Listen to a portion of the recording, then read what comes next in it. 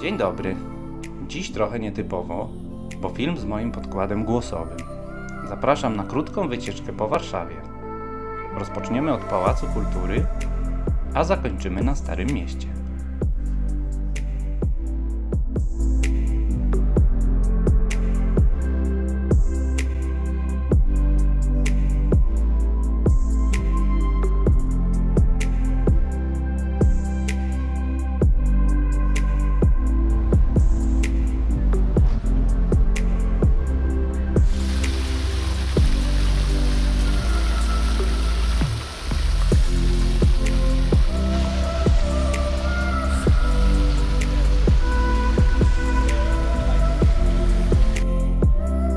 Pałac Kultury i Nauki. Budowa rozpoczęła się 1 maja 1952 roku i trwała tylko 3 lata. Budynek został oddany do użytku 21 lipca 1955 roku. A oto kilka ciekawostek.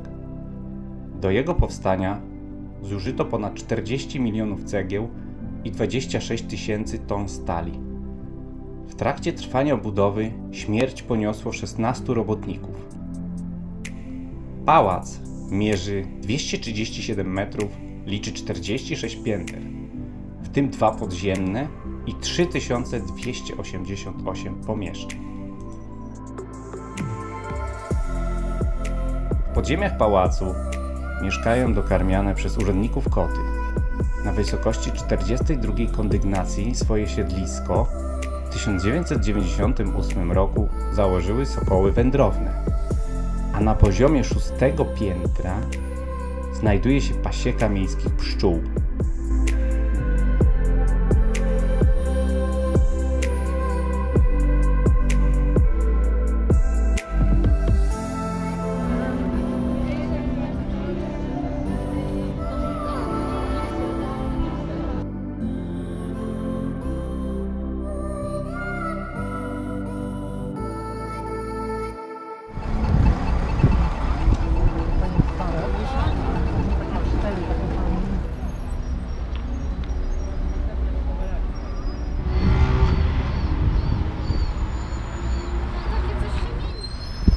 W Warszawie znajduje się ponad 90 budynków mających 60 metrów wysokości lub wyższych.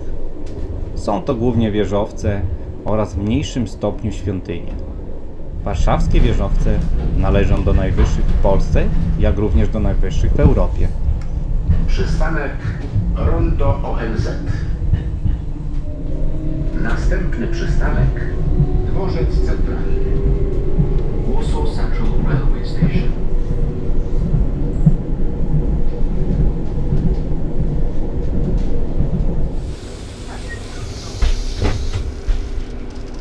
Po krótkiej przejażdżce dojeżdżamy do Starego Miasta.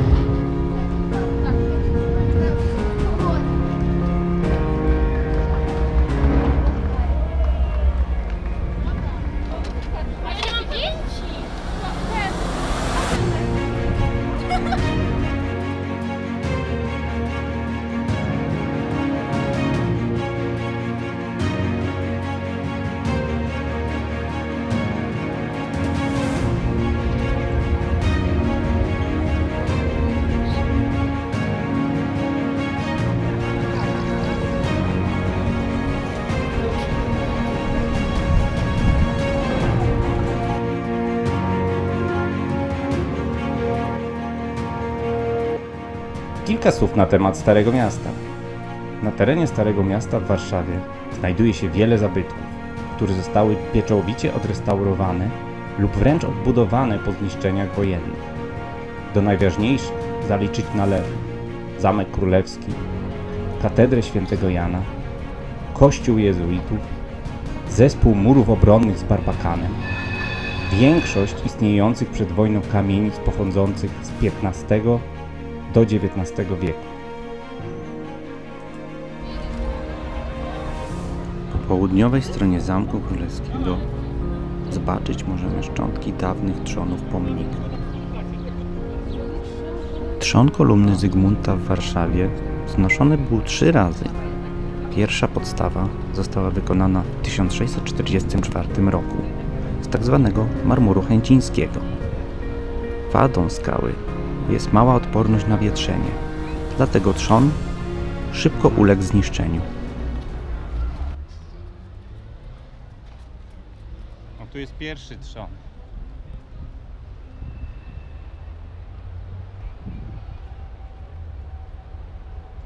W 1887 roku pod nadzorem Edwarda Cichockiego dokonano gruntownej naprawy pomnika.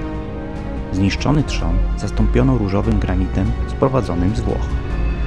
W nocy z 1 na 2 września 1944 roku podczas powstania warszawskiego hitlerowcy zniszczyli pomnik, trafiając w niego pociskiem z działa czołgowego. W 1949 roku przystąpiono do rekonstrukcji kolumny Zygmunta. Jej nowy trzon wykonano z granitu strzegomskiego. Odrestaurowano też w niezmienionej formie postać króla i tablice pamiątkowe.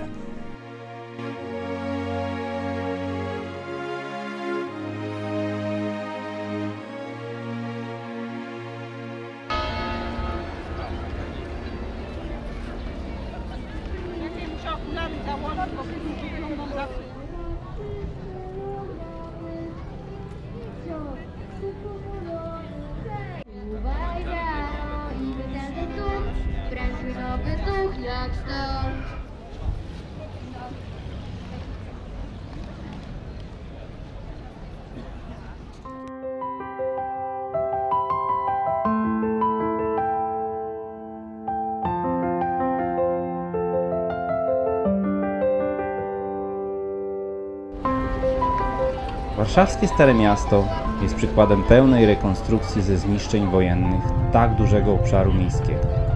Należy dodać, że pomimo podjęcia już 2 lipca 1942 roku decyzji o odbudowie Zamku Królewskiego, prace zostały zakończone dopiero 30 sierpnia 1984 roku.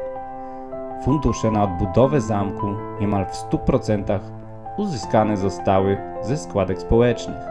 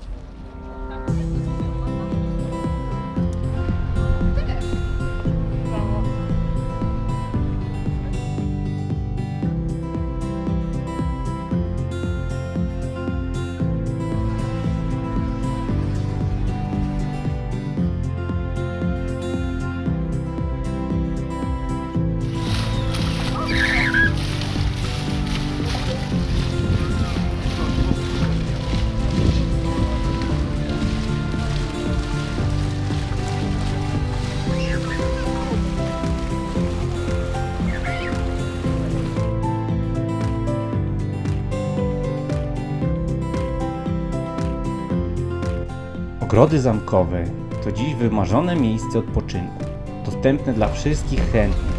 Z jednej strony otoczone majestatyczną bryłą zamku, z drugiej otwierające się na piękną panoramę Doliny Wisły. Tworzą czarującą przestrzeń, będącą idealną odskocznią od zgiełku miasta. Ogrody Zamku Królewskiego w Warszawie dostępne są codziennie w godzinach 10-18.